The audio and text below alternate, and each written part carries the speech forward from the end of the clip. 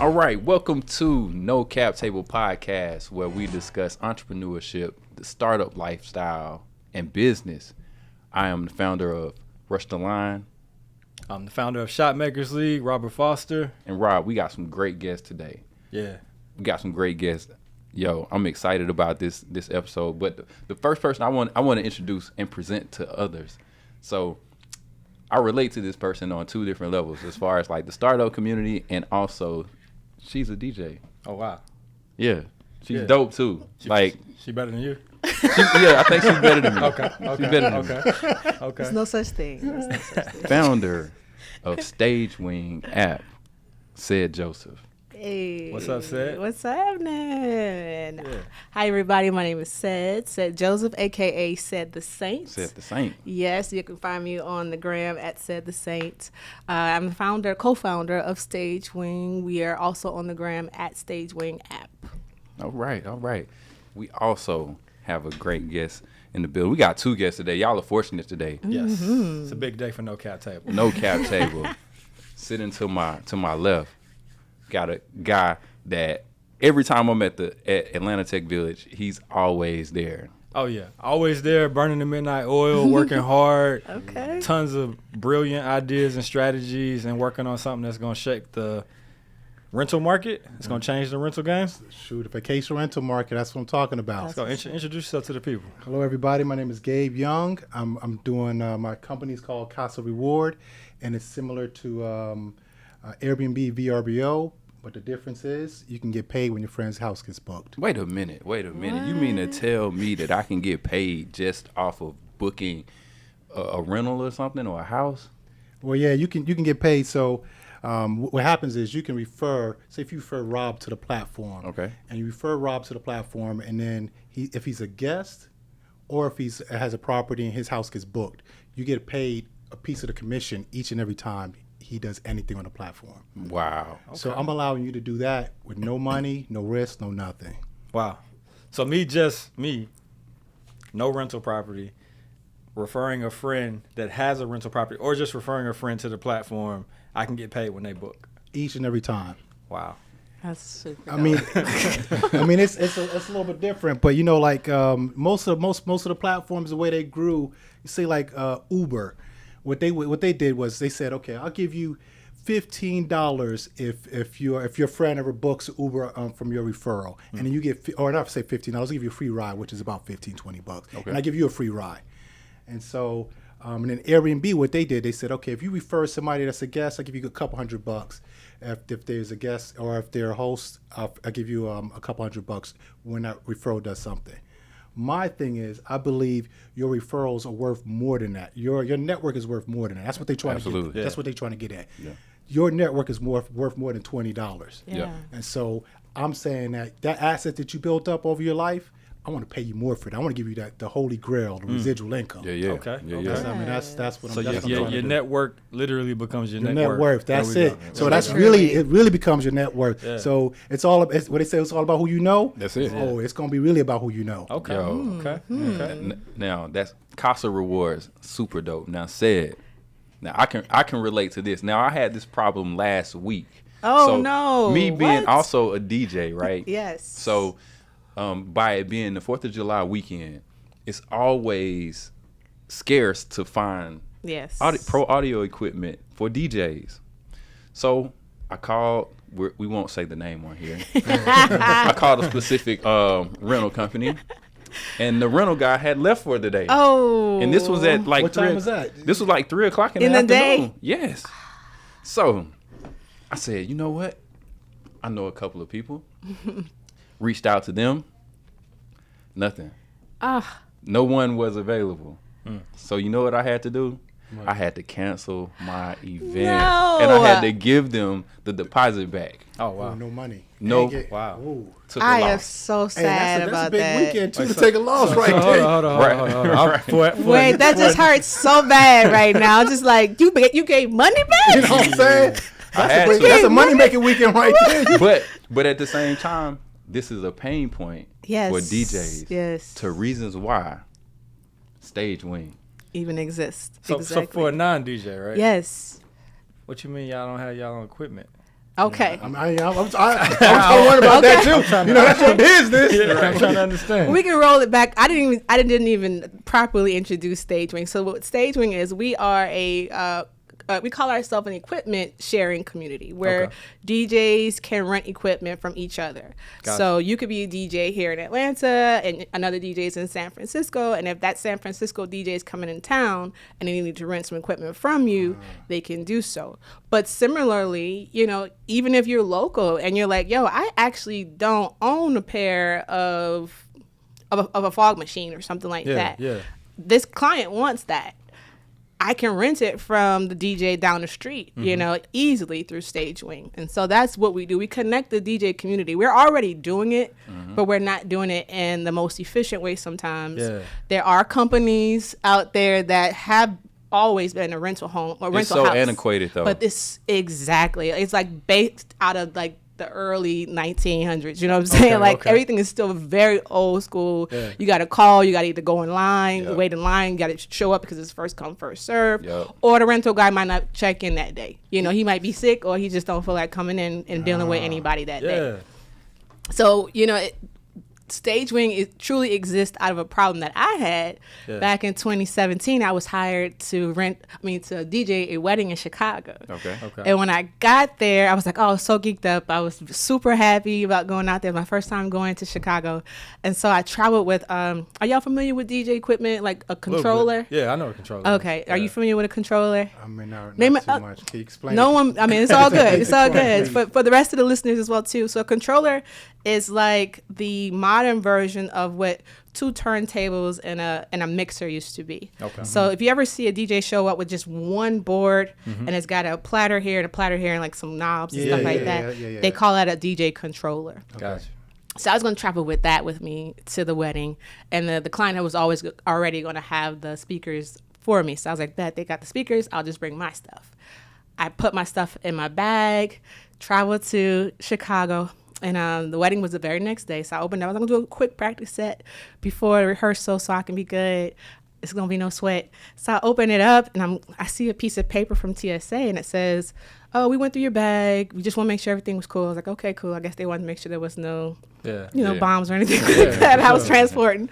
So I went to go plug it in to do my quick practice set, and I noticed when they packed everything back, they didn't pack it correctly and they damaged my power cable. Oh, wow. No. Now, something about this power cable, some of them are proprietary to the piece of equipment. You can't just go grab it from Walmart or another like Target or, Radio Shack or something like that. You really have to go back to the manufacturer for it. So, anxiety, everything kicked in.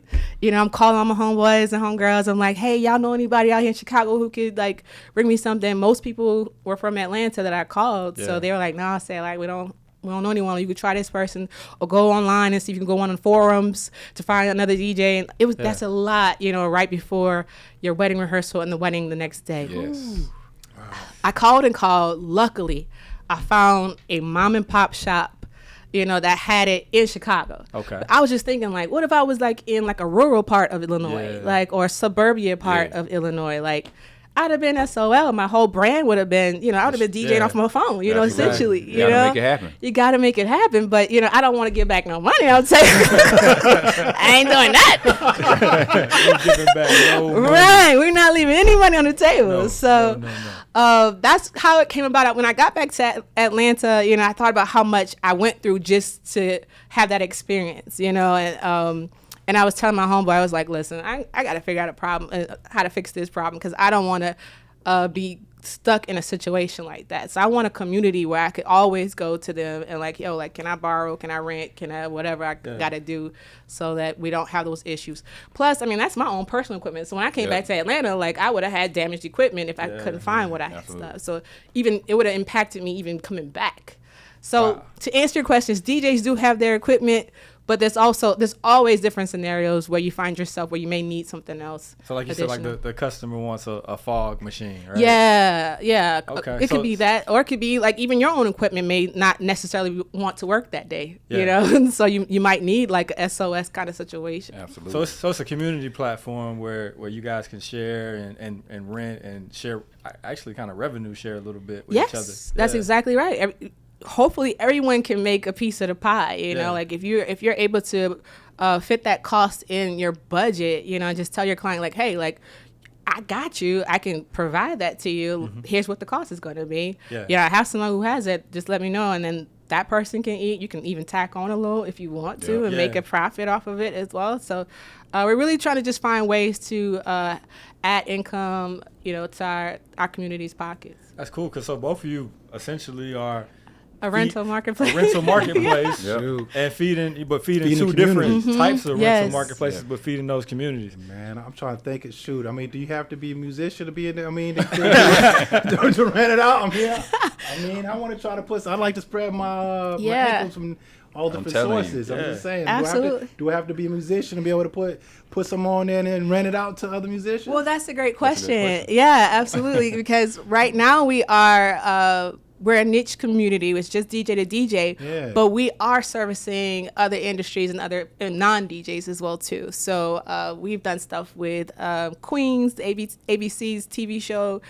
We've done music videos. We've done plays. We've serviced all kinds of wedding planners, you know, and so you don't necessarily have to be a DJ to still rock with Stage Wing. We're all about spreading love. And then they come out and set it up for you and come and get it. That's the part he likes the most. Yes. That's the game changer. I'm just saying, but I don't know how to set up. But can I buy some equipment and then put it on your platform so the DJs can rent it out? That's a great question. We don't have that available just yet. But I mean, he's like, I want a piece of that pie too. No, it's all about the DJs. Right. It's about the DJs because we know that DJs understand. Like he knows how to handle and properly use your equipment. But let's say it was, you know, 19-year-old, or I shouldn't say 19-year-old, maybe 13-year-old Sally over here who doesn't necessarily know how to properly handle professional DJ's equipment. So we just want to make sure we're working on that part to make sure that we have the proper protocols in place so that if someone who's not familiar how to use it can still use it to their best ability, or maybe just have like a different like a lower set, not pro gear, but like a different level, or, you know, like so that tier level or something like that. Okay. Maybe you could put some insurance. They got to buy insurance. Well, we definitely have that. Yes, so for sure. If there's a certain level to get insurance on there. Yeah, that might actually be the way to solve that too. See, so. Look at Come on now. Solving problems. Can you come to our next meeting so we can talk? We can talk. Right. Well, you got to come down and hang with us. Right, at ATV. I need to actually show up to ATV. And we're going to get into Atlanta Tech Village. But right now, we're going to take a quick break. We're going to come back and we're going to dive into Atlanta Tech Village, why you all chose Atlanta Tech Village to start or continue building your app. We'll be right back. No Cap Table. All right, we are back. You are now joining us on No Cap Table. Man, if you are missing a great episode, we're sitting here with Ced Joseph and Gabriel Young, Stage Wing and Casa Rewards. I'm the founder of Rush the Line. Shot Makers League. Yo, this is No Cap Table. And we met both of these founders at Atlanta Tech Village. And so my questions to both of you guys, Gabe first. What made you choose Atlanta Tech Village to continue to build your business and your application? I mean, it was the community. So I mean, you want to try to be an entrepreneur. It's not the easiest road out there. So if you want to go through that struggle, it's better to go around people that's also doing something, building something. So when you working early, working late, there's always somebody out there working late and working early with you. Absolutely. So I like the community, and then you also learning a lot from everybody that's out there. Just like we were just chopping it up right there, ideas, you just learn just like that. So you just start talking about different things, and you get different ideas just from talking from different people. Absolutely. Same question to you, Ced. Shout out to Atlanta Tech Village. They're definitely a family that I am so grateful for. But I was introduced to Atlanta Tech Village through the program, the pre-accelerated program. Yeah, we got to talk about it. That's what I want to do. Yeah. It's called It Takes a Village, and I highly recommend it to anyone who is who has a vision for their company. Even if they don't, I don't think you even have to have a company just yet, or you have to have an idea for it. I think you got to have some type. They stepped it up now. They stepped it up? Okay. Some type of traction, too. Yeah. Oh, well, great. That, I mean, it helps because that helps you kind of go past a certain level. But yeah, I just learned so much from them and met so many incredible people. I'm still meeting people through Atlanta Tech Village. So like you said, it's just that community. Because outside of Atlanta Tech Village, it's very hard to, well, for me, I feel like it's very hard for me to find those community and groups of people who are like-minded, who have, bigger dreams out there. And so, yeah, I'm just... Wait, hold on now. Wait a minute now. You just glazed over It Takes a Village now. So go ahead. Please tell the people. I was in It Takes a Village, cohort 8, and you were in 7. Mm-hmm. And you won, right? No, I did not win. You didn't win. Okay. I did not win. Rejoice Jones, shout out to her with Vower, and also Dollar Berkeley with Maverick IQ. Both of those are companies I still partner with today. Like, I use interns from Vower, and I'm partnering with Maverick right now with our IT, and we're working on a project to also I probably shouldn't let the cat out the bag, but he already kind of put us out there. Right, exclusive. Right. Dropping the clues bombs on it. But we're working on a sensor as well, too, to put in equipment so that when it's out and about, yes, come on out. You can track it. Exactly. Let's go. So, what do you mean by win? Win what? I mean, can you talk a little bit more about the It Takes a Village? What do you mean win? So inside, so once you go through the program, you pitch. All of us, we pitched, and the pitch night, you get an opportunity to either win some non-dilutive capital, or you win a scholarship to Atlanta Tech Village. But it's a competition between you all. Yeah. Cohort. Okay. Between the class. Yeah, the members, there's usually about 10 of us, 7 or 10 of us usually. Yeah, that we all go up and pitch. We pitched virtually our cohort. Did you all have an audience? We were in person. Oh, but we were the first in person though. To come back after the pandemic. We were like the pandemic babies. We were too. Everything was like, everybody was always on screen. Like, we hardly ever saw each other much. Yeah. So same way. But you know what? At the same time though, the value within that cohort, I feel like, and I say this every time that we do a show, I feel like it saved my business because of the people inside there. Because you don't want to be last, and I feel like those people become family. Yes. And you grow together. You know what I'm saying? And you work. Struggle. Struggle together. You grow together. Absolutely. Yeah. Which leads me to my next question. What struggles do you both face with building your businesses? Said you go first. I'll take that one. Okay. I think when I first got to ATV, it was building a team. Was my first struggle. Now it's morphing into capital, finding money, finding opportunities, things like that. But I think initially, when I was first kind of trying to get this off the ground, I was like, I know I can't do it all by myself. Yeah. And Rob, I've heard you say this before. You'd rather have, like, what did you say? A percentage of it. You rather have 10% of a watermelon than 100% of a grape. Yes, you know exactly. And that's where I was at. And I was like, where do I find these people? Where do I find someone who believes in what I'm doing and is willing to go as hard as I'm going, or give me at least a good 20% as hard as I'm going, because I know I can go real hard. But that was one of the biggest things. And I still think, we're still in that space where we're just like, okay, we got this part covered. Now, who else can we find to help us and support us in these other areas that we find that we have gaps in? But also I think you just always looking for money to help spearhead. You never stop. You never stop looking for money. No, you always. Always. Same question. What kind of things do you? Man, I'm still at the beginning. That's dope. That's good though. I mean, but the money starting. Where do you start? I mean, being an entrepreneur, you gotta do a little of everything. So I mean, you gotta wear a lot of hats. Absolutely. So you gotta learn a lot. You gotta learn marketing. You gotta do sales. Especially if you're the CEO. Mostly we all CEOs or founders. So you gotta do a bunch of different stuff. So that's tough to figure out how you're gonna market. Where you got to get the customers, and so I mean, if you're a new company, how are people going to know about you? Absolutely. And so that is one of the hard things. So I mean, if you can be on no cap, that's a way to do it. Hey. But you want people to know about you, but that's one of the things that's hard to do. So you want to try to get the word out about your business, and that's one of the hardest things to do. Sir, yes, sir. That's real. What was your struggle? Ooh, my struggle. I mean, my struggle. Let's keep it fresh. What's a current hurdle for Rush the Line right now? Definitely capital, but building a team. Yeah. Needing someone that's boots on the ground just like you. Yes. Someone that has the same goals. Because I say this every day.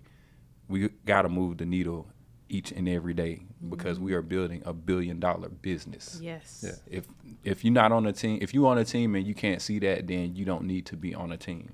You don't need to have a percentage of the company if you can't see that we're building $1 billion business. That's $1 billion with a B. With a B. Yeah, with a big B. That's a mindset. Yes. And it's like I feel that because if you come into it and you're thinking like, oh, I'm just joining this little project, you need to just keep walking back out the door. Absolutely. Like it's not a little project. Right. It's not a It's not side an idea. hustle. It's not an idea. Right. We're building a company, and it's like, so take it back to basketball. You know, that's my thing, right? So you got Jim Valvano, famous basketball coach from back in the day, died of cancer, the Jimmy V Foundation. So when he took his championship teams, right, before they had never won anything at the school he was at, he took them, he had recruited his team, brought them into the gym. They had banners hanging. They had this whole party, champagne popping, everything. He threw a championship party for them before they had even played a game. Oh. Everybody is looking like, what are you doing? Why are you doing that? And he's like, they got to know what it feels like to be champions before they can ever be champions. So we got to go into it every day with my company's this is $1 billion company. Absolutely. Yes. And we're building it backwards. We're building it knowing that that's what it is. And now we just got to, build backwards from the end to the beginning. Yeah. You know what I mean? That's dope. Yeah, so that's kind of like my mindset with that. Yeah. Absolutely. So everyone here, to reasons why, it's called No Cap Table.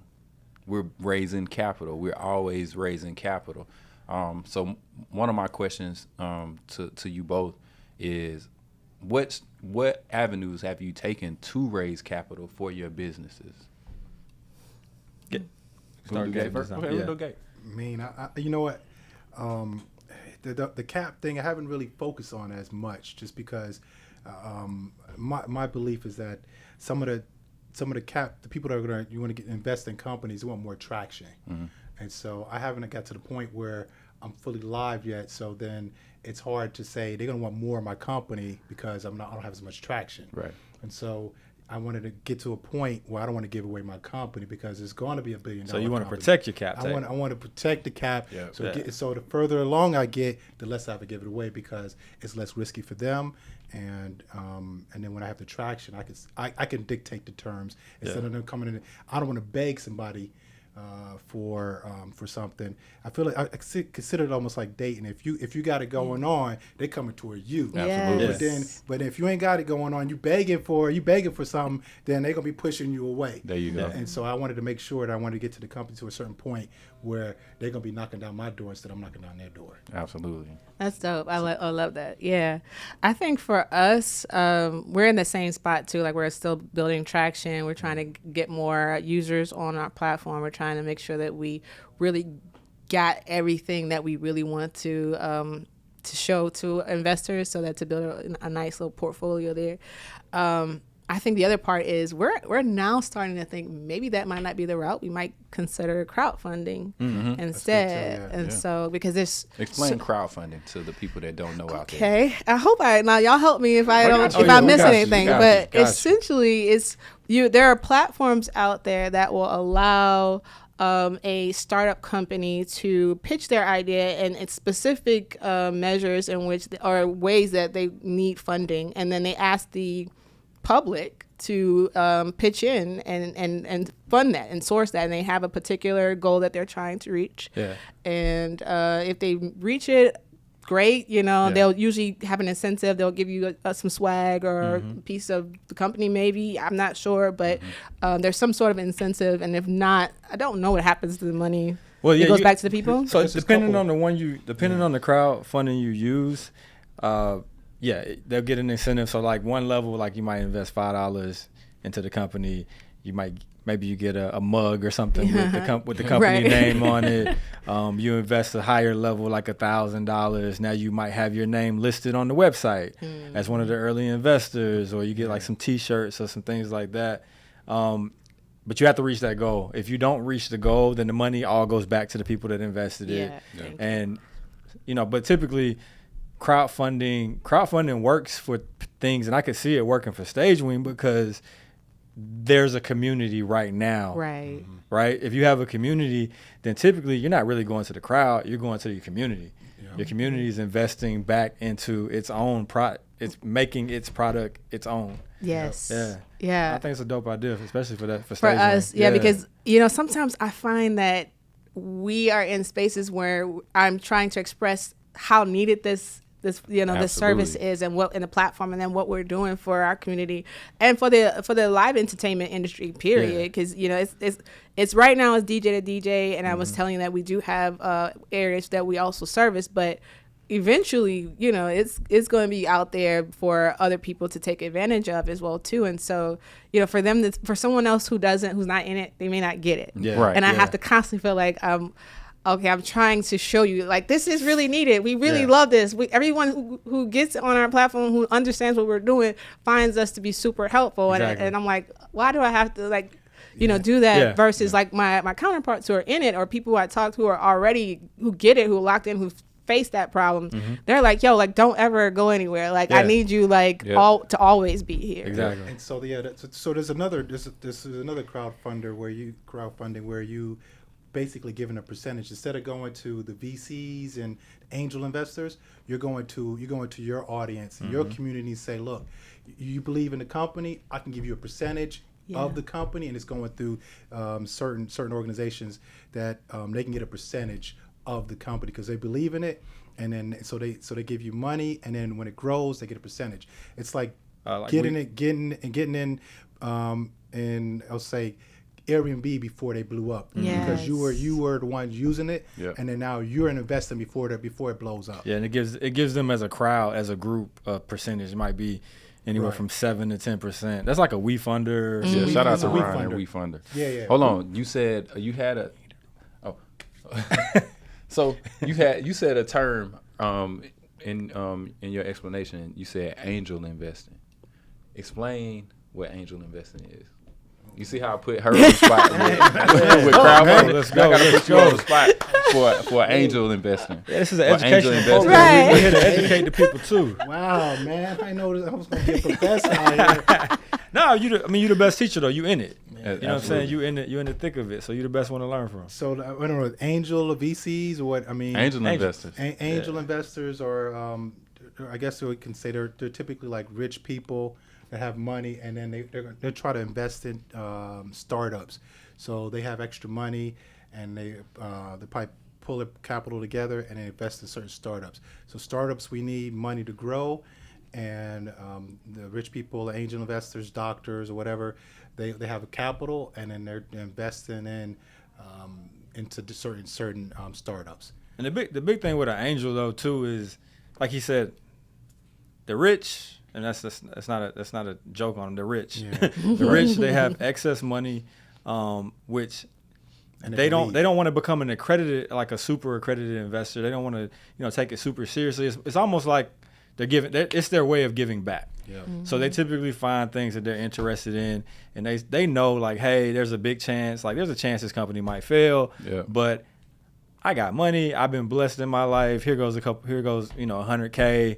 And you go out there and you try to make it happen because they believe in whatever you're doing. And I think the main thing people got to remember is, like, investors have to believe, not in the company, not even in the traction. They have to believe in you. So, yes. I do believe in you. Like he was saying about the dating thing, I think it's very important. Like, even when you're looking for investors, to just find, and I always say this all the time, find your people. Yep. Like, your people, like how we connected, because we're each other's people.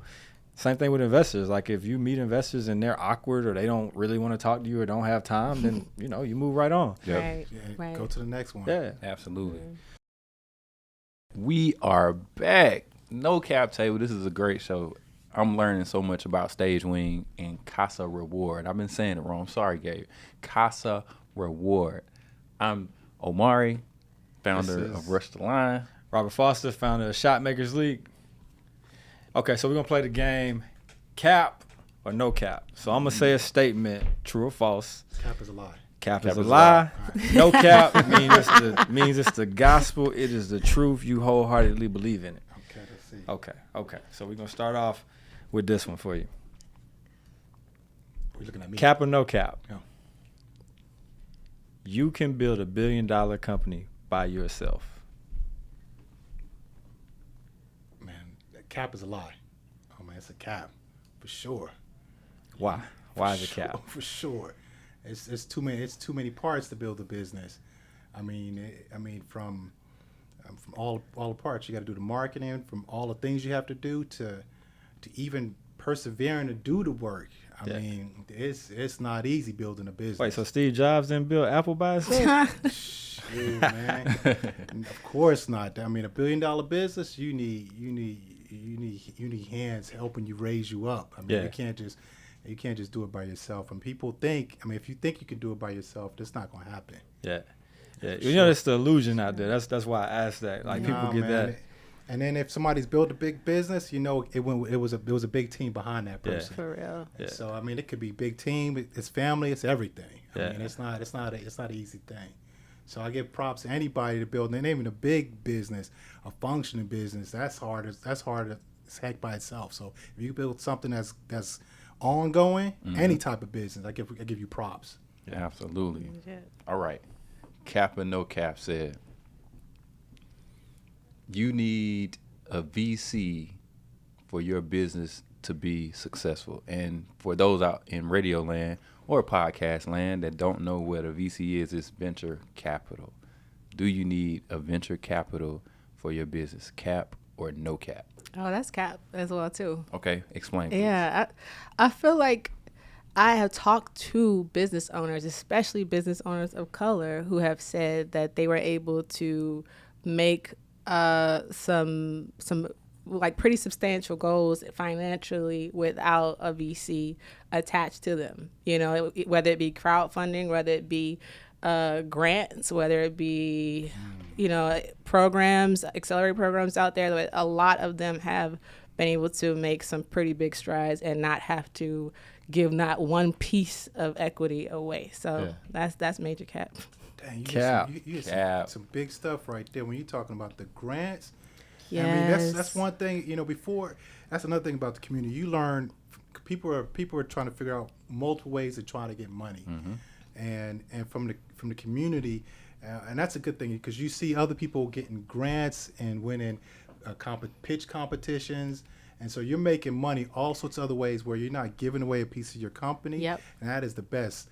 But being around other people succeeding even pushes you, because sometimes you're like, man, do I want to even do something today? Talk about it. Please. I mean, give me a sign, and you go into the community, and then somebody says, oh man, Black Google for Founders just gave me $100,000. Yeah. Like, what? Absolutely. What? Oh shoot! Okay, you did it. Maybe I can do it too. Then Exactly. That's what I'm talking about. So you don't need the VCs. You got other ways, but you wouldn't know that sometimes unless you're around the right community. I mean, unless you listening, once again, to No Cap, you wouldn't know something like that. Right. Absolutely. And, you know, I think it's also a misconception too, you know, because, you know, people who are typically underserved communities, we think, you know, oh, the bar is raised too high. You know, I don't have auntie over here, my rich aunt who owns, you know, satellites or whatever to be able to write me a check like a lot of our white counterparts can do. But nowadays, I mean, I do feel like we are in a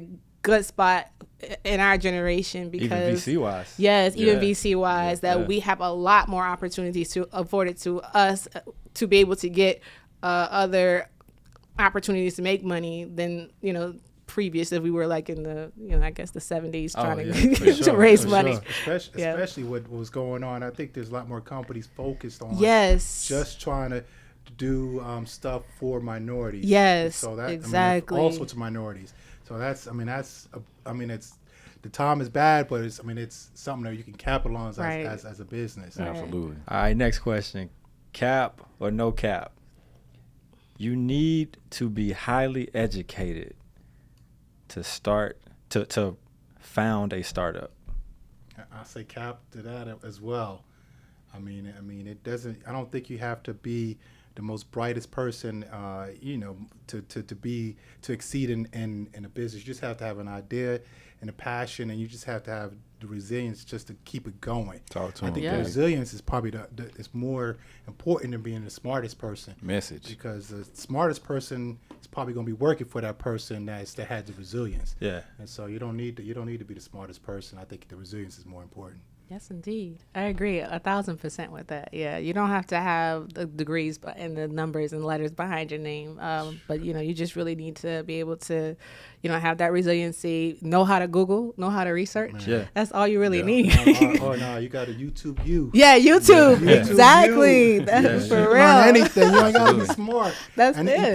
But another thing, you put yourself around smart people. Yes. You ain't got to be the smart one. You be around smart people, and you can learn a lot of stuff. Like I said, you in right communities, YouTube you can learn anything you need to learn. So the number one thing in that is what you don't know, you will learn in the process. Yeah. Right? Don't come in feeling like you don't know enough to get started. No. Start, and then learn. There you go. And grow. The hardest part is to take that first step. Come on. Yeah, for sure. All right, cap or no cap? Atlanta is the new Silicon Valley. Ooh. That's a difficult one, right? Yeah. I actually Because look, I'm Okay, asking go you ahead. this because I know recently you took a trip out to the real Silicon Yeah, Valley. I did. I did not see the real Silicon Valley in that sense. We went out for Pride and we had a great time. We DJ'd out there and met some DJs and met some really cool people and partnered up with another startup called Upaway. Shout out to them. But yes, you're right. I mean, I could smell the money when I was there. Exactly. But I actually feel that way. So I would say that's no cap. No cap. I do. I really feel that way. I feel like, next. we're next. We're up next. A lot of people are looking here. Even I've heard some, I think they were a venture capitalist fund, was saying that they're starting to get representatives here in Atlanta. Even though they're headquartered in San Francisco, they're also looking to Atlanta now to bring some more representatives on so that they could start, mingling and being in this environment with us. But yeah, the thing that really made, and I learned this, once I got in, the thing that made Silicon Valley, that I feel like we already have all the right ingredients for, is once companies in Silicon Valley, 10x, 100x. Yes. And all Wait a those- minute. Explain 10x and 100x. Okay, so To the people that don't know out here. A 10x is when, the value of your company increased by 10. You started out, maybe you were a $2 million company in your first round, but by your next round, you were now worth 20 or 10 times as much. So that, investors, number one, investors love that. That's good for angels. It's good for founders. It's good for the whole ecosystem. But the thing that makes it become what Silicon Valley became is when those people get those massive returns and they come right back and they fund other startups right there in their base. Yes. So like, it's one thing if Said goes unicorn status and she's a billionaire and, she's from Atlanta and we're big up in her. But if Said doesn't sprinkle some of that, Come back and pull us up. sprinkle some of that and pull the rest of us up, then we don't get that. Well, to a degree. That multiplication effect, you know what I mean? Yeah. But that's how they multiplied. It was like, Absolutely. PayPal started, right? PayPal did their thing, then the PayPal mafia springed out from there, right? Shout out to the Village Mafia. And then those guys did the same thing. They brought people up, and then the people up under them went to have massive success. So Absolutely. we get that ball rolling here.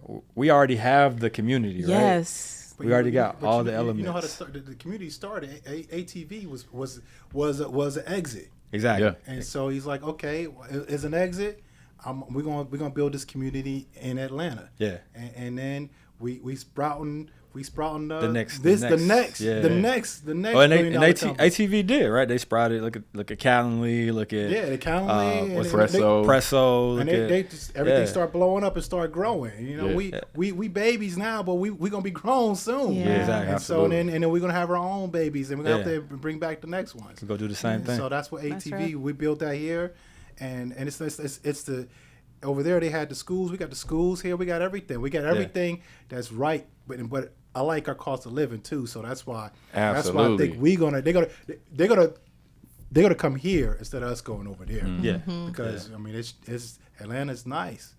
We got everything hitting over here. So that's no cap. No cap. No cap. All right. So, cap or no cap, being a solopreneur is the only way that you can make it initially. This for everybody. I think that's cap. Yeah. I know that's cap. Yeah. Okay. I know that's cap because, I mean, I don't have a co-founder, but I feel like if I had a co-founder, like had I had somebody that was like, all right, I'm gonna do the same. I'm gonna put the same effort in you putting in, and we just gonna go at this thing full speed. I know how much progress I made for myself in the amount of time that I've actually said this is what I'm doing full time.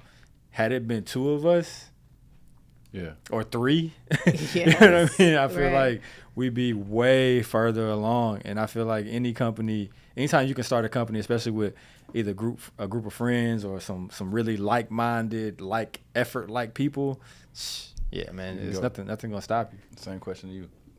Can you start? Because you are a solopreneur, right? I'm a solopreneur, but I mean, I had somebody that's helping me manage my so my platform. I'm using a development team that I didn't know anything about as far as trying to do building or programming, nothing like that. So somebody I knew that I used to work with, he left his company around the same time. I told about my vision, and I was telling him I was thinking about trying to go learn coding myself. So I mean, as an ex-engineer, I was like, okay, I did coding in school. I could learn coding, and he was like, man, that's gonna take you forever to get to where you want to be. Yep. And I'm like, man, it's hard to try to figure out where can I find programmers. So I researched, and then he's like, man, that's what I did. And so he helped me manage the development team, and so we able to bounce some ideas off each other and all that stuff. So I mean, having somebody is good, but it's hard to do it by yourself. I mean, it's real hard to do it by yourself. Another question for you, Gabe. Were you in the real estate space before you started Casa Reward? Yeah, man. I mean, the real estate that's how I got out of corporate America. Okay. So I started investing in one of my friends got me interested in like Robert Kiyosaki. Right, Rich Dad Poor Dad, and then I read the book, and I really don't like to read, but I read the book, and I got through the book, so that was good for me. So I got through the book, and then he got me into this board game called Cash Flow, and I got the board game, and I was like, dang, this game start changing my mind. I was all about school, grad school, 2 masters. I did all that stuff. Shout out to Georgia Bulldogs too. I mean, I don't know about the Georgia Bulldogs. I went to G-Tech. I started off Georgia. I started off at Georgia, and I finished up at Tech. So I got love for Georgia too. I ain't gonna lie. I got love for Georgia too. Okay. But so I started in real estate, and from the board game, I started buying properties, and then I kept buying properties. And I was working in corporate America, and I realized I was doing better with less work doing the properties. And then I got introduced to vacation rentals. I was like, man, this is nice. And I started getting more vacation rentals then. Come on. Hey. And then I said, okay, well, I want to try to grow this thing out. Yeah. I'm trying to get more vacation rentals. I'm managing other people's stuff too. I'm like, okay, this is good. But then I start realizing I'm doing a lot of the work, and Airbnb's making a lot of the money. Yeah. And it's hard for me to grow. So I said, okay, well, how can I think about this? I'm going to use my actuarial engineering math thing. And I said, okay, maybe what if I give more money to the people that's building the platform, and then can grow my own platform, make the people that building the platform richer, and the platform could make a little bit of money on top of that. Yeah. So that's dope, that's cool. That's super dope. Wow. Y'all heard that here on No Cap Table. First, you got to see how Gabe went from working to the entrepreneurial spirit, to, like I said, reading a book that sparked it, then playing a game that lit the fire, and then him watching another company while he's working and realizing okay, now it ignited in him something that could grow into even bigger, right? That's awesome. I figured instead of the company and the VCs making the money, why not get all the people that built the company up make the money? That's the vision. So we'll see. My goal is to make everybody out there a little bit richer. So it's happening. Yes, Casa sir. Reward. It's happening. From this no cap to the business. When we all want education is being rich. Yes, sir. Yes, sir. That's it. Yeah. Dopeness. That's super dope. Well, that's the end of no cap, or cap and no cap, right? Yeah. End of the game. End of the game. Y'all killed it. Y'all slayed it. So when we come back, we're going to dive a little bit deeper. We're going to get into the books that you all read to motivate you all. You just mentioned Rich Dad Poor Dad, but I want to know like some of the books when we get back that you read that keeps you motivated, and what keeps you motivated to continue to work on Casa Reward and Stage Wing app. We'll be right back. We are back. No cap table. We're sitting with Stage Wing app, and we're sitting here with Casa Reward. So when we left off previously, we were talking about what inspired them to continue to work on their businesses, to power their business, and like what books did they read, what methods they use. So I want to start, and Robert, this for you too. So Gabe, I want to start with you, because you left off on a great point. Speak about and tell the audience what you do to keep yourself motivated to work on Casa Reward. And let's talk about the board game too. Yeah, let's go back, because he talked about cash flow. You talked about cash flow in the last segment, and that sparked a conversation off cameras and off air. We want to bring that on air. So tell us about cash flow and what it was about cash flow that you felt was so valuable for who you are now. All right, the cash flow, it's a board game, and then people would think a board game, how can that do something for you? Right. So it's I consider it almost like Monopoly, but on a whole nother level. So the board game, the goal of the board game is you're trying to figure out ways to you're in a rat race, so everybody is like a little rat, and you're going around a rat race. Like you could be a different profession. You could be a janitor to a doctor, and you're getting paid and making decisions while you're going around a rat race. And your goal is to try to get passive income over your expenses. Once your expenses are all paid for by all the passive income you get, then you could basically chill and do nothing. And then so from that board game, that's how I started doing my thing while I was working to try to get this passive income. And that's the only reason why I'm able to keep my business going as much as I am, because of the passive income I was able to build up while I was working. But from the board game, I started. My thing is, it's good to give the knowledge back. Absolutely. So my coworkers, I told them about it. We played the game. Now you just played it on the 4th of July too. Yeah, I just played it on the 4th of July. Okay. I just played it on the 4th of July. The reason why I played it on the 4th of July, one of my old coworkers, we played the game, and then she started by getting into real estate just from the board game. Wow. And just from the board game, and then I had some other coworkers, and then she wanted to be, and I'm a broker as well. She wanted to be an agent, so I want to be a real estate agent, because she wants to get and buy real estate. Yeah. And so she got into real estate, and so she started getting in the game and getting properties, and then some other coworkers played the board game. When I didn't play the board game, I told her about the real estate. And we had another one had a party bus, and we were just riding around Atlanta going to restaurants, and her husband was on there, and I told him about the board game and about cash flow. He was like, man, I'm just going to get this thing. What are you talking about? Cash flow? So he ordered it right there, had it delivered, and then he just started playing it. And he started playing it him by himself. He started playing it with his wife, and all of a sudden, they're out there flipping properties and buying properties. And then I got to meet up with them. I'm like, man, what do you guys do? I'm trying to get knowledge from them. Catch up. Hey, you guys are doing what? Yeah. So, and they're working on the plan for both of them to retire off the cash flow. And it's about the cash flow. And that's why, and one of the things that you say, why am I still going? Because to me, Casa Reward, I'm trying to give people that passive income to give them that cash flow where you can have the freedom to do whatever you really want to do. He said the key word, freedom. The freedom. That's the it. freedom. It's hard. That freedom, and we don't have the knowledge. There's teach you. There's a lot of stuff they don't teach you in school. Speak on it. And when I played the board game with my friend, it was years ago.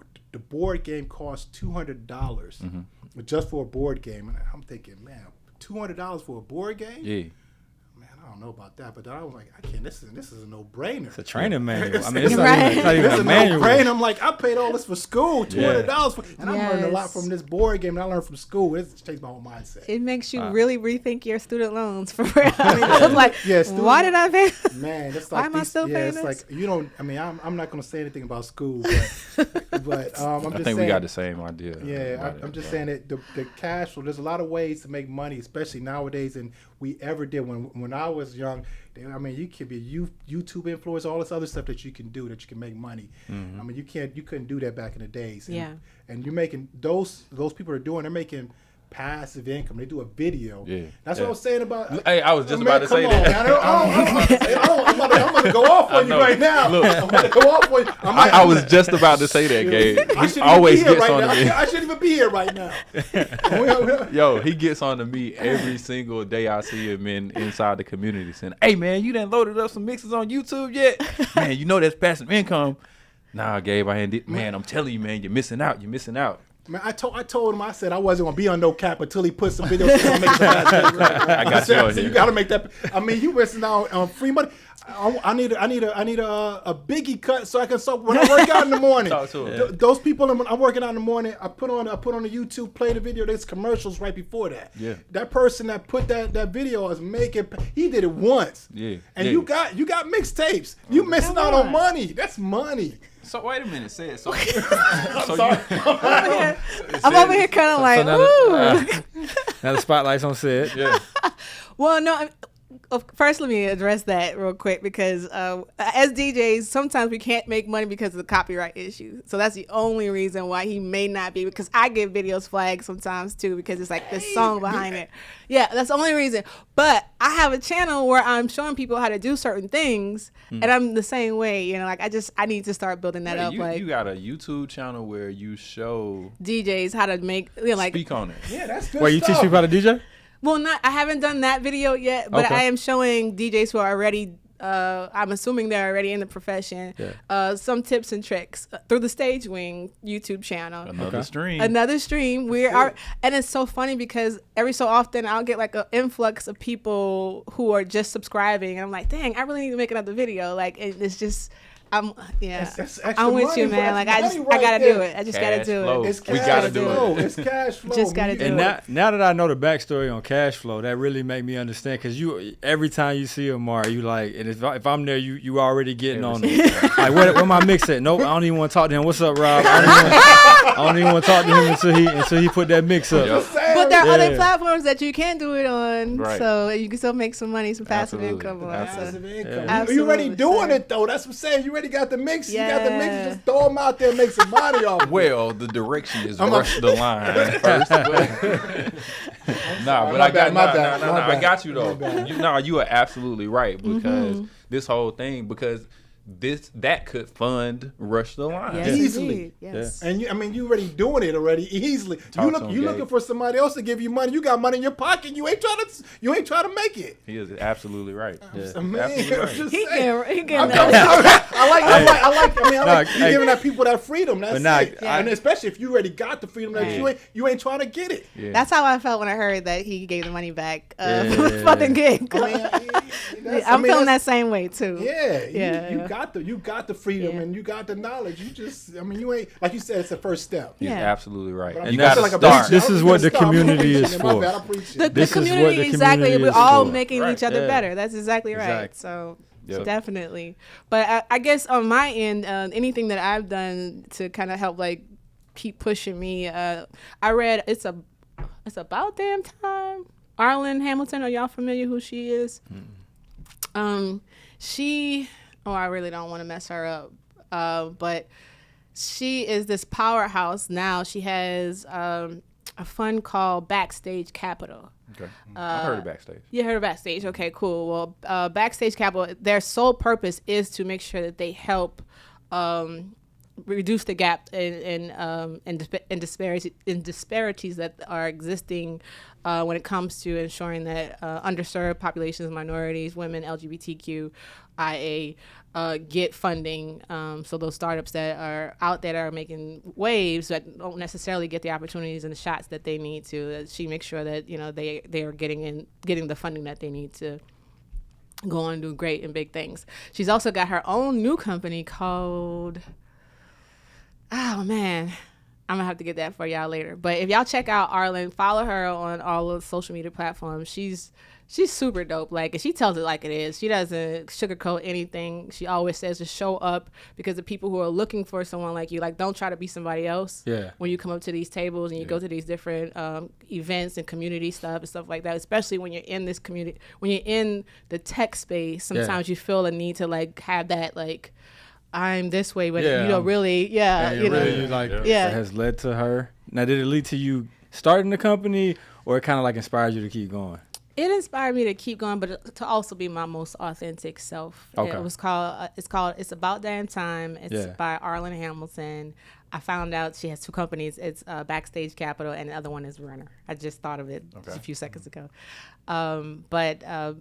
She always just says, like, like, don't try to be, like, when you're in those rooms, when you feel like, you're the only in the room sometimes that we find ourselves in a lot of times. And so, like, still show up as your most authentic self, because the person who's looking for you is looking exactly for the person who you really are, and not the one that you're trying to present yourself exactly trying to button up to be, when you're in those spaces. And so we're as much needed at these tables and in the conversations in these rooms as they are, the other, So just be your most authentic self. And so I really took that to help me, like, just like, because I'm a DJ, and I'm not by any means a, an engineer or a technical founder or anything like that. I know the problem. I know my community. I know what we need. I know what we don't necessarily need. And that's what I'm presenting when I go in these spaces, in these rooms, and try to talk to these VCs and other, partner firms and things like that. So I think that's one of the most inspiring things that I found when I was going on this journey. But, my journey started from my situation in Chicago. So Word. Okay. Amari, hold on. Oh, okay. You got it. You take the question can't just too. host too, dog. You're not just a host. So go ahead and tell us, like, what are either you reading or have you read that has inspired you to either get to it and rush the line, or that has kept you going?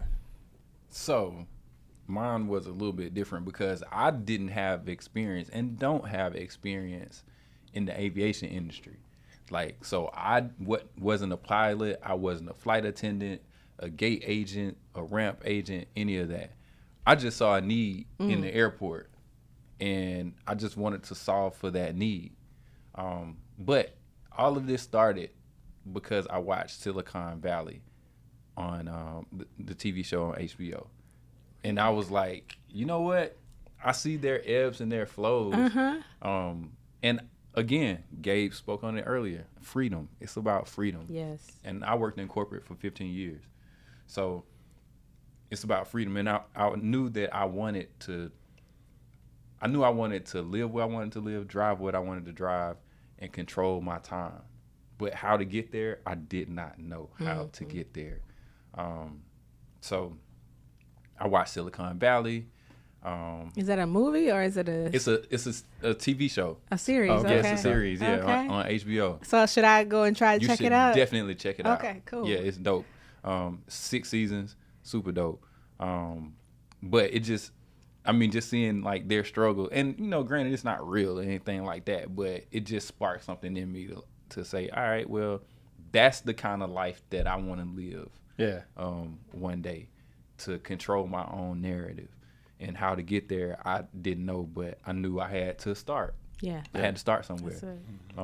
So I didn't have like any connections in the aviation industry or anything. So it was just really and then reading Rich Dad, Poor Dad, listening to, and I don't read, I'm an Audible type person. Of course, being a DJ. Me too. You're a Badass by Jen Sincero. That was pretty dope. The Secret. You know what I'm saying? Yes. Like, you got to keep yourself motivated. And Jay Jay Bailey said something at the ATL Unlocked event last month.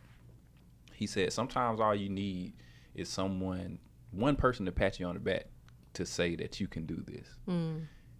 And, you know, with our community, I get that every day. Yeah. And you guys, y'all push me to keep going. When I see and hear these stories, it pushes me to keep going. So that's how I rush the line. That's what's up. Yeah, for sure.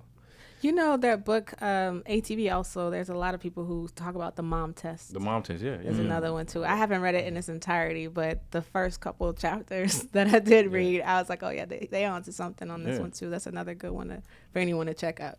Yeah, it's all about customer discovery. Yeah. So you got to find your product market fit. Product market fit. Speaking of that, Gabe, where does your product fit in the market? Where does it fit in the market? Where do you see Casa Rewards 5 years from now? Oh, sorry. Where do you see Casa Reward 5 years from now? 5 years from now, I mean, the goal for Casa Reward, I want to basically take the vacation rental ecosystem and I want to grow it.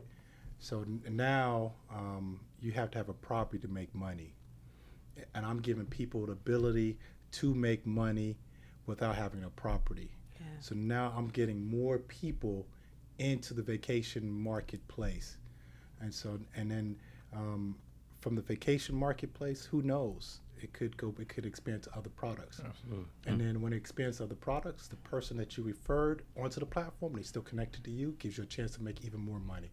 And the goal is to get people that passive income so they can have the freedom.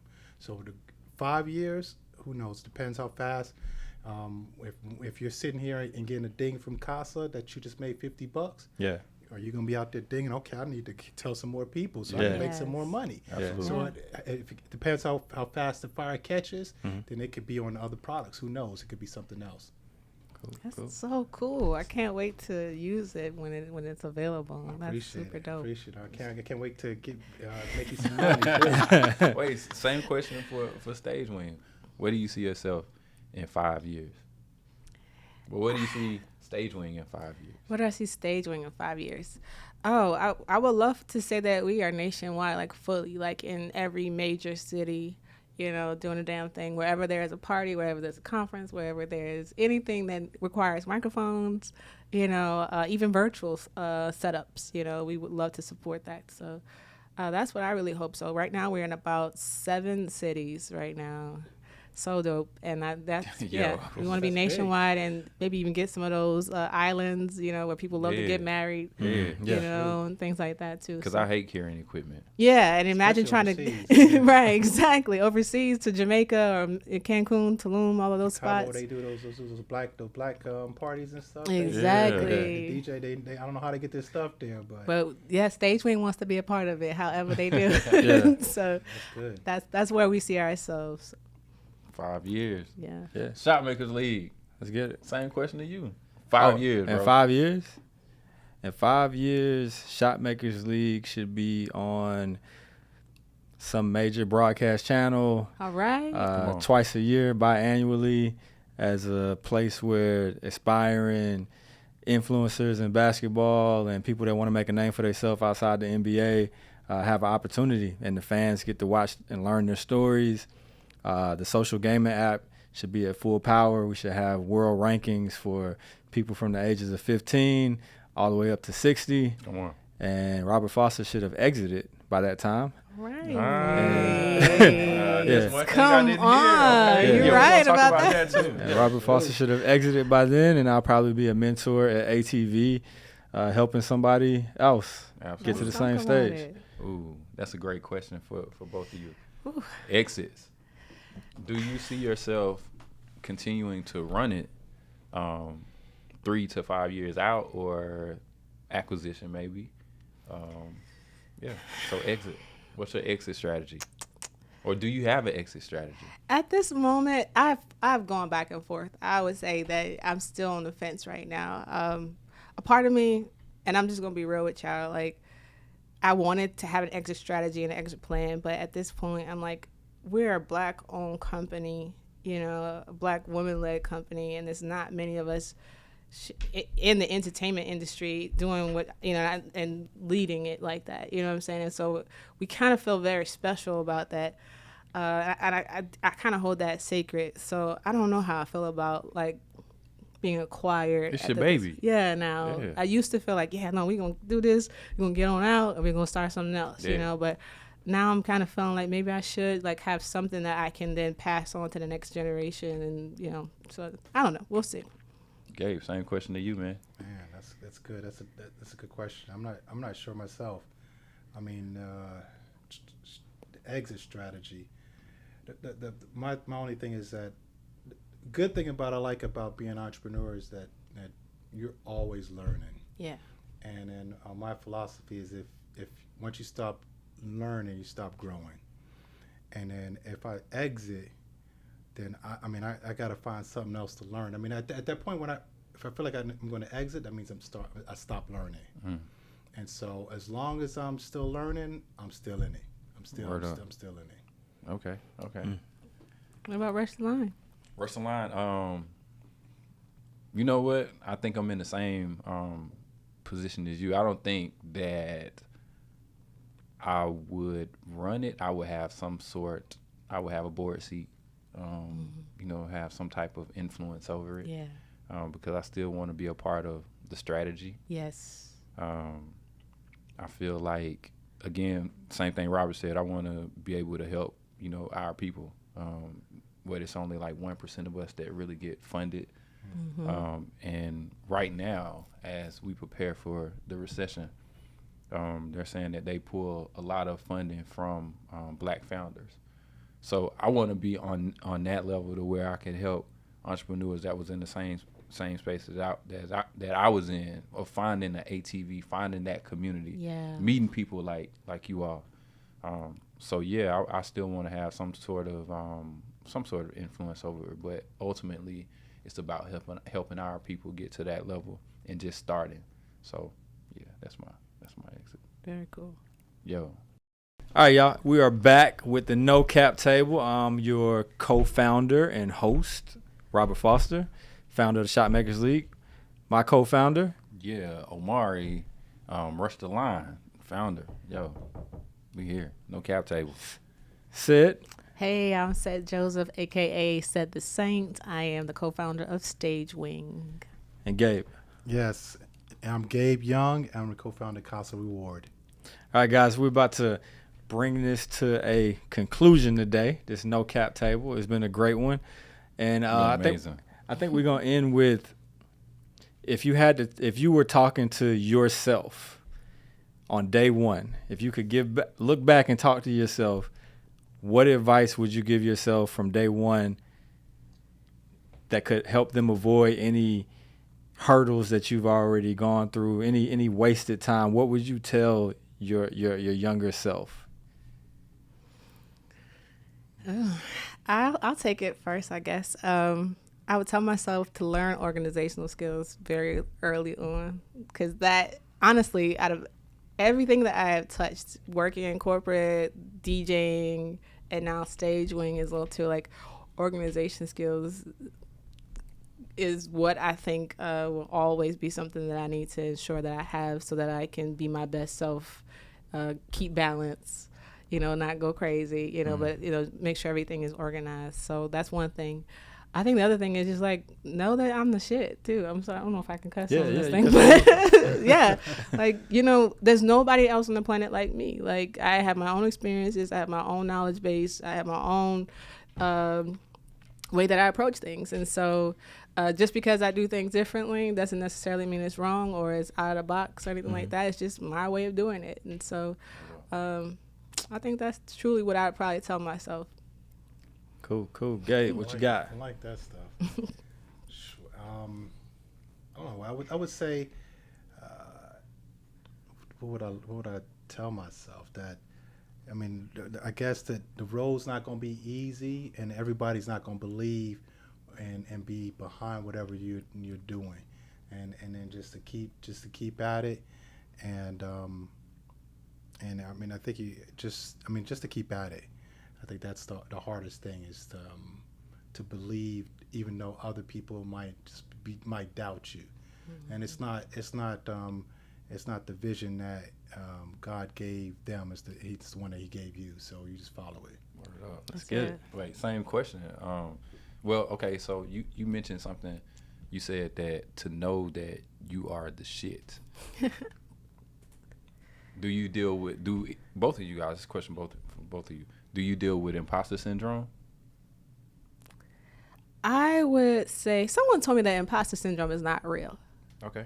And I was like, well, why do you say that? And they were saying that it's just you basically just not just owning up and stepping into your own self and just believing yourself. It's just like you're saying that you have imposter syndrome, and you're saying that you feel like, someone's going to find out that you're not who you really are, but it's just you. Yeah. It's truly you. And so you just got to, like, if you feel in fear, like, why? Check in with yourself, understand what's going on, but go and keep doing it. Keep doing you, and like understand that you got everything that you need. You came to the planet with.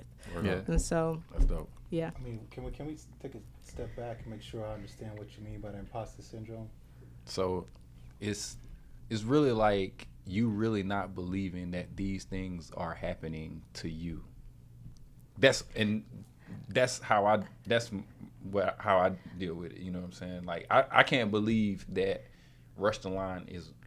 I mean, and I'm still on the road, to getting it. But the people that I've met, I can't believe it sometimes. I can't believe that this is happening to me because, and going back to your question, what would I tell myself on day one? Like you said, you got to believe in yourself. Right. For me, it's hard to believe that this part of my life is happening to me. Mm-hmm. You know what I'm saying? Because I was like, oh yeah, I'm just gonna be corporate forever, and wear a suit, and clock in at someone's job because that's what I was taught. Mm-hmm. My environment taught me that that's what success looks like. Yeah. That was success. Yeah. So it wasn't the startup community. Mm-hmm. So I see myself, and that's like one of my biggest fears, is going back to Carrollton, staying on the west side. Yeah. So that keeps me going. So sometimes even now I still deal with it. Like I question myself. I'm like, dang, is this really happening? Like, can I do this? Right. Yeah. Mm-hmm. I saw Gabe in the airport. I was delivering food. He got off the train, and I saw him in the airport. I couldn't believe it. I was like, yo, I'm here in this space now. So. So it's hard for me to deal with that sometimes, even like being here. So yeah, it's hard for me to deal with. So do you deal with that anytime? You probably not. I don't. My thing is that I guess when I look at stuff like that, I look at I see other people, and then I say, well, why not me? Mm-hmm. They could do it. Why can't I do it? Yeah.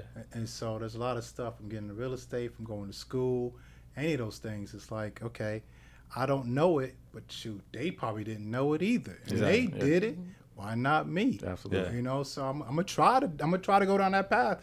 If I fail, I mean, I don't feel bad, but I'm like, shoot, they did it. Why not me? Yeah. And so when I'm going down this journey, it's more like, okay, I see, I'm stumbling. Yeah. I don't know, but shoot, I'm pretty sure they didn't know either. Yeah. Mm-hmm. But what I'm saying, ain't nobody. I don't think anybody's gonna be better than me. They could be better than me, but I mean, there's a lot of people that did it, and I'm saying that all those people are not better than me. Yeah. So I'm just going to say, why not me? Throw your hat in there. Man, throw my hat in there. Why not me? Yeah. And then the only way you're gonna know is if you do it. And then that's it. I'm just taking one step, one day. I don't know what the next day is gonna be like. I'm just taking this day right here. I feel good about this day. It's getting me closer. Yeah. Then I'm saying, all right, let me go to the next day. I look back. I'm like, okay, that was cool back there, but I'm going to the next day. Absolutely. So it's like, why not me? Yeah. Hold on. Same question to you, dog. What do you tell yourself? Oh, what do I tell? I mean, on day one. Man, it's kind of hard. So look, for me, to be honest with you, I'm I downplay stuff a lot. Yeah. But I'm like, I really don't. I don't have any real doubt in where I'm at. And the thing I would tell myself, I would say, A, get out there and shake hands and meet people. Networking. Do way more networking. It's more about, when people say it's about who you know, it truly is. Absolutely. Everything comes from people. You can't get money without dealing with people, whether they're a customer, whether they're your investor. However it works, you still got to go through people. So I would have spent less time planning and thinking and more time doing. That's what I would have told myself. Get active. Because as soon as I got active, things turned around real quick. Yeah, that's true. But I spent a lot of time planning and prepping and you know, iterating and, you know, putting all these elaborate things together when I should have just been boots on the ground, right, getting out, meeting the right people, making the right connections. And then it's so much experimentation in startup. So it's like, I've learned now, and I would tell myself also then, don't get caught up in the experiment. Like every time you try to go to market, it's an experiment. Yeah. Mm-hmm. Like you're saying, this is my theory, this is what I think is gonna work. Then you put it out there, the customers test it, the market tells you your feedback, and then you go back to the drawing board. Or if it worked, then you grow that. So it's like, yeah, man, don't waste time. Don't waste time thinking you know what the problem is, you got a solution for the problem, go test it. Yeah. Like that would have been it for me. Yeah. Get traction. Yeah. Well, you know, get feedback first. Find out whether you even got traction. Well, right? But feedback is traction. That's right. That's true. Feedback is traction. Feedback is traction. So, yeah. I think for me, I would tell myself, just start, man. Like, definitely. I was an introvert. Even now, like when I DJ, I'm an introvert. Really? Yeah, I hate talking to people. I hate it. But at the same time, I know that it has to be done, and it trains me to get out here and to even pitch sometimes. You know what I'm saying? That was one of the big things that kind of like made me jump out my shell. And you know what I'm saying? I talk to Robert all the time. Man, like, God can work a room. You know what I'm saying? Like, you can work a room, and I'm like, man, but that's what you got to do. You know what I'm saying? You got to get out here. Again, we keep saying your network is your net worth. Like, you got to get out here and get active. And so I would tell myself, man, just start, man. No matter where you end up, at least you started somewhere. So even on the journey, you learn along the journey. Absolutely. So no matter what you're doing, you learn it. But if you're sitting on your butt, you ain't learning nothing. Nothing at all. Talk to them. Yeah. So just to do something, you learn something no matter what.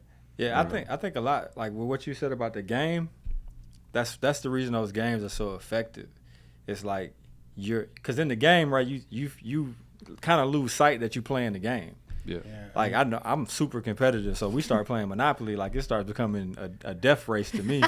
So I can only imagine, you know, you playing cash flow and you learning how to. It's a different type game. They put your income and balance sheet in the board game, personal income balance sheet. See how that relates together. And you learn how to work. Like most people don't know how to work that. You know, I mean, I went to school, MBA, all that stuff. I get it, but you learn how it works, no matter what your profession is, and you buying stocks, you buying real estate in the board game. You see how it affects your paycheck and how it affects your life pretty much. Wow. And you can have babies on there. It's gonna cost you an expense. Yeah. You can get they call it a doodad where your car gets booted or something like that. You gotta pay $200. Yeah. It affects your cash flow. All that stuff is in the board game. Stuff that happens in real life. Stuff that happens in real life. Yeah. And That's so cool. and your decisions that you make while you're in that rat race. And then if you don't make that right decisions, you're gonna stay in that rat race. But you got to get in the race. You got to get in the race. That's the first thing. You see a problem, start a company, solve the problem, get in the race, and then go win it. So as we wrap, how can we find you all? How can they find you? Okay, I'm Said Joseph on LinkedIn.